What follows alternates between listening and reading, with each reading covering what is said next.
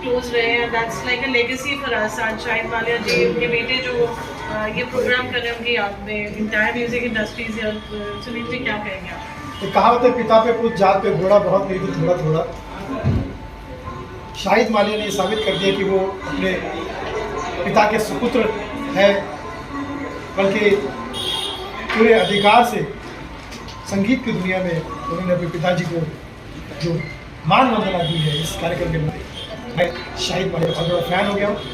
कृष्ण जी की और सलीम जी, जिनको जी उर्फ कृष्ण जी हैं, वो रफ़ी साहब के मित्र थे। और रफ़ी साहब और कृष्ण जी में एक समानता है, दो के बेटे का शाहिद है, ये एक इत्तेफाक। इसकी भी एक स्टोरी है। हाँ, रचना रखा था शाहिद।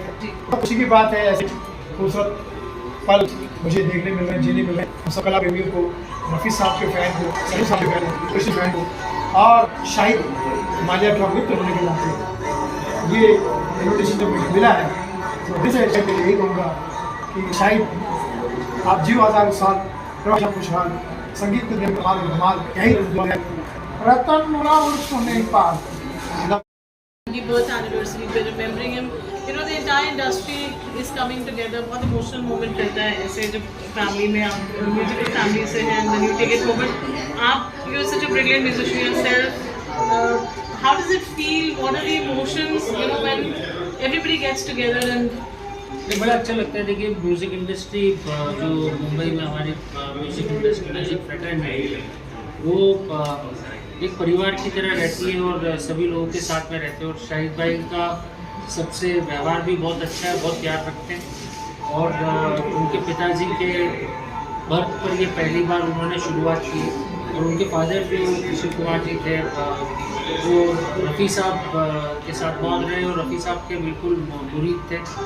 और जिस तरीके की उनकी गायकी रही है वो ऐसा लगता था कि मोहम्मद रफ़ी साहब की जो आत्मा है वो उनके अंदर आई हुई और हमें सुनाई देती। और इन संस्कारों में शाहिद बड़ा हुआ और शाहिद में भी उतने ही गुण हैं। और सबसे अच्छी बात यह है कि आज के जनरेशन में भी होकर के अपने फादर के लेगेसी को, उस नाम को रिमेम्बरेंस के लिए एक इनिशिएटिव लेना और ये करना, ये बताता है कि कितने खानदानी और कितने अच्छे परिवार के संस्कार हैं। और मैं इसके लिए शाहिद को बहुत बहुत बधाई देता हूँ and I am feeling very happy to be. हम म्यूजिशियंस को सबसे अच्छा वही लगता है जहाँ सबसे ज़्यादा म्यूज़िक हो। बिल्कुल एब्सोल्युटली। फादर सन के एक रिलेशनशिप हमेशा जो एक उसमें पले बड़े रहते हैं। आप Sanaji, would like to know from you, your growing up time, listening to Rafi Saab songs and you know. For me, देखिए वो रफ़ी साहब के गाने तो मैं जब बचपन से सुनता आ रहा था। एंड मैं जिस स्कूल से हूँ लक्ष्मीकांत प्यारेलाल जी के मैंने बहुत सीखा म्यूज़िक कंपोजिंग। मैं म्यूज़िक कंपोज करता हूँ और रफ़ी साहब के सबसे ज़्यादा गाने रिकॉर्डेड भी लक्ष्मीकांत प्यारेलाल।